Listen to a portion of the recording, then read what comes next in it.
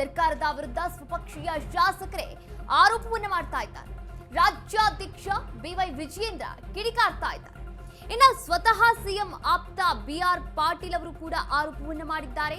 ಅವರ ಬೆನ್ನಲ್ಲೇ ರಾಜು ಕಾಗೆ ಅವರು ಕೂಡ ಆರೋಪವನ್ನ ಮಾಡಿದ್ದಾರೆ. ಇನ್ನು ರಾಜೀವ್ ಗಾಂಧಿ ಯೋಜನೆ ಅಕ್ರಮದ ಬಗ್ಗೆ ಮಾತನಾಡಿದ್ರು ಬಿಆರ್ ಪಾಟೀಲ್. ಹಾಗೆ ಹಿರಿಯ ಶಾಸಕ ರಾಜು ಕಾಗೆ ಕೂಡ ಆರೋಪವನ್ನ ಮಾಡಿದ್ರು.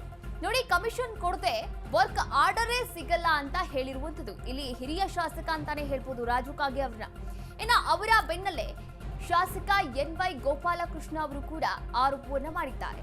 ಒಟ್ಟಾರೆಯಾಗಿ ಸ್ವಪಕ್ಷದ ವಿರುದ್ಧವೇ ಸ್ವಪಕ್ಷೀಯರು ಬೇಸರವನ್ನ ಹಾಗೆ ಅಸಮಾಧಾನವನ್ನ ಹೊರಗಾಕ್ತಾ ಇದ್ದಾರೆ, ಆರೋಪವನ್ನ ಕೂಡ ಮಾಡ್ತಾ ಇದ್ದಾರೆ.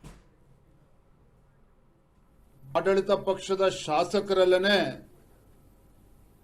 ಒಂದು ಬಹುದೊಡ್ಡ ಹತಾಶೆ ಇವತ್ತು ನಾವು ಕಾಣ್ತಾ ಇದ್ದೇವೆ. ಬಿಆರ್ ಪಾಟೀಲ್ ಅಂತಕ್ಕಂಥ ಒಬ್ಬ ಹಿರಿಯ ಶಾಸಕರು ಮುಖ್ಯಮಂತ್ರಿಗಳ ಆತ್ಮೀಯರು, ಪ್ಲಾನಿಂಗ್ ಕಮಿಷನ್ನ ವೈಸ್ ಚೇರ್ಮನ್, ಸ್ವತಃ ಬಿಆರ್ ಪಾಟೀಲ್ ರವರೇ ವಸತಿ ಇಲಾಖೆನಲ್ಲಿ ಹೌಸಿಂಗ್ ಡಿಪಾರ್ಟ್ಮೆಂಟ್ ನಲ್ಲಿ ಯಾವ ರೀತಿ ಹಗರಣ ನಡೀತಾ ಇದೆ,